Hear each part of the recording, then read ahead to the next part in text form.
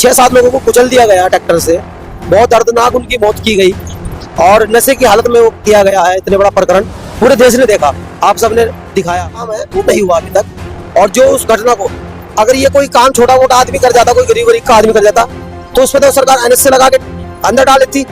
बताओ, अगर कोई अपनी आवाज को उठाता है, अपना काम किया है, जो घटना हुई वो बहुत ही निंदनीय है और कहीं ना कहीं देश भर में एक बड़ा चर्चा का विषय बना था यहाँ का किसानों का जो डिमांड है, जिसमें मंत्री साहब के बेटे जो है वो जेल भी गए थे, हालांकि अब वो जमानत पर छूट गए। हम अपने चुनावी यात्रा के दौरान उत्तर प्रदेश की बहुचर्चित सीट लखीमपुर खीरी में मौजूद है, जहां हमने विभिन्न क्षेत्रों का दौरा किया।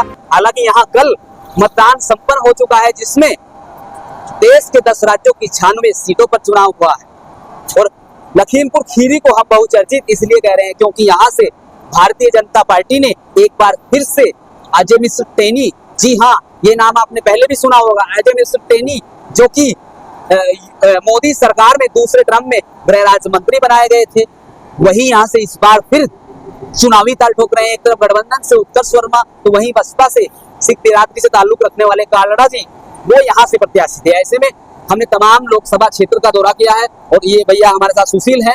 सुशील ने भी यहाँ लगातार ग्रामीण क्षेत्रों में लोगों से बातचीत की है, लोगों का हाल जाना है और ग्रामीण क्षेत्रों में या फिर टाउन एरिया में भी उन्होंने माहौल क्या है, आखिरकार लोगों के बीच, जनता के बीच अंडर करंट क्या है, वो इन्होंने जाना है। उनसे बात कर लेते हैं। लखीमपुर खीरी संसदीय सीट पर क्या देखते हैं? हालांकि मतदान हो चुका है, पूरा मामला ईवीएम में कैद है, तो अब क्या देखते हैं आप? एक तरफ यहाँ से बीजेपी के धुरंधर अजय मिश्र टेनी, तो वही गठबंधन से उत्कर्ष वर्मा चुनावी ताल ठोक रहे थे, बसपा से कालड़ा जी। देखिए पत्रकार महोदय, धुरंधर कहें या क्या कहें, हम तो ये चाहते हैं कि लखीमपुर खीरी के साथ साथ पूरे उत्तर प्रदेश और पूरे देश का विकास हो। और हमने जहां तक कि चुनाव में काम किया है, इसमें तो 400 पार की बात कही जा रही है।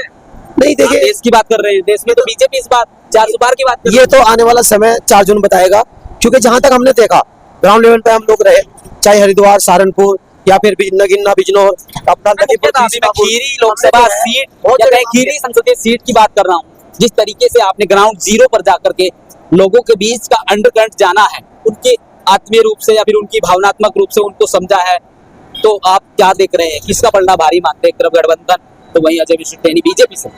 देखिए लखीमपुर खीरी देश का सबसे क्षेत्रफल सबसे ज्यादा बड़ा जिला है और जहां तक कि हम गली कोचों तक गए, गाँवों में गए, ग्रामीण क्षेत्रों में गए, तो हमें कहीं विकास जो है दिखाई नहीं दिया। गरीबी आज झुकी दूर है। मोदी सरकार में गृह राज्य मंत्री बनाए गए थे अजय मिश्र टेनी, और कह रहे हैं लगातार उनके नेतृत्व में यहाँ विकास कार्य हुए, तमाम बड़े बड़े जो है प्रोजेक्ट आए हैं, चाहे पुल हो, सड़कें हो, तमाम ऐसी सड़कों के निर्माण। देखिए आप धरातल पे जाइए, आप तो खुद एक वरिष्ठ जर्नलिस्ट है, आप धरातल पे जाए और कैमरे को दिखाएं कि कहाँ पर काम हुए हैं। आप टारा से लेके निगासन तक, भाई मोदी सरकार में बहुत बड़ा कद रखते हैं अजय मिश्र टेनी। नहीं, वो उनका अपना वो है, वो क्या रखते हैं, लेकिन जनता के लिए तो वो जीरो है। जनता के लिए उन्होंने क्या किया है? वो केवल और केवल एसी में बैठने वाले लोग हैं। और कल यहाँ खबरें आ रही थी कि एक पुल का जो निर्माण है वो भी नहीं हो पाया, और जिन्होंने पुल के लिए आवाज उठाई उन लोगों पर 70 लोगों पर FIR दर्ज की गई। तो ये तो नाइंसाफी है ना गरीबों के साथ। मतलब गरीबों को आप काम नहीं कर सकते तो उन पर आप मुकदमा लगाने का काम कर रहे हो, ये तो गलत है यार। आपको प्रतिनिधि बनाया, मेंबर ऑफ पार्लियामेंट बनाया आपको, तो आप क्षेत्रफल तो एक पहले से ही बड़ा है। तो लगातार उनके ऊपर भरोसा किया है, 14 में जीते, फिर 19 जीते, इस बार कह रहे हैं फिर मंत्री साहब जो हैट्रिक लगाने वाले हैं। देखिए भरोसा किस पे क्या होगा, ये सही तस्वीर तो महोदय जो है 4 जून को पता लग पाएगी। 14 में भरोसा जताया यहाँ की जनता ने, 19 में जताया, अब फिर वो जो है जीत का दम भर रहे हैं। वो इसलिए जताया, भाजपा ने बड़े बड़े दावे किए 2014 चुनाव में, 2019 तक रही, हम गरीबों के लिए करेंगे, 15-15 लाख देंगे, हम रोजगार देंगे, हैं, हम बेटियों को नौकरी देंगे, बच्चों को नौकरी देंगे और शिक्षा चिकित्सा देंगे, तो कुछ भी नहीं हुआ। बताओ क्या हुआ? चलिए अगर मुद्दों पर आए तो जिस तरीके से मुद्दों पर आधारित होता है चुनाव, चाहे वो लोकसभा चुनाव हो, विधानसभा चुनाव हो या फिर कोई और अन्य चुनाव, जिस तरीके से यहाँ मुद्दे हैं, तो मुद्दे क्या मानते हैं, किस तरीके की सुविधाएं हैं, जो लोग मूलभूत सुविधाओं से कहीं ना कहीं वंचित रहते हैं, तो क्या आपने देखा जिस तरीके से आपने ग्राउंड? देखिए मुद्दे ये है, शौचालय योजना वो यहाँ पर फैल दिखाई दे रही है, क्योंकि आप गली गली गाँव जाओ, 100 घर में से 2 घर में बने मिलेंगे। पेयजल योजना है वो जीरो दिखाई दे रही है। सरकारी हॉस्पिटल जो है 40-40 किलोमीटर पे है, कोर्ट कचहरी चौकी थाने 15 से 20 किलोमीटर पे है। तो मोदी राज में तो भैया बिचौलियापन खत्म हो चुका है। जो मोदी जी वहां से जारी करते हैं वही गरीब तक पहुंचता है, कहाँ कोई पहुंच बीच रहा है? में बिचौला नहीं है। कहाँ पहुंच रहा है? हाँ? मोदी जी चलो ठीक है, एक बार को बोलते हैं कि मोदी जी कर रहे होंगे, हाँ। लेकिन धरातल पे कहाँ पहुंच रहा है? आपने तो फील्ड में काम किया है, बताओ। चलने के लिए रास्ते तक नहीं है, बैठने के लिए सुविधाएं नहीं है, बहन बेटियों के लिए शौचालय तक नहीं है, खेतों में जाती हैं। अब आए दिन बड़े बड़े कांड होते रहते हैं। ये एक बहुचर्चित मुद्दा है यहाँ का। जिस तरीके से बीते दिन वही लखीमपुर का जो किसानों वाला नरसंहार था, जिस तरीके से यहाँ किसानों को रौंदा गया, जिसमें कई किसानों की मौत तक हुई थी, कई पत्रकार भी यहाँ शहीद हुए थे एक तरीके से। तो आपने क्या देखा जो पूरा मुद्दा है, उसका कितना असर, कितना प्रभाव यहाँ की जनता या फिर पूरे लोकसभा क्षेत्र में आपको देखने को?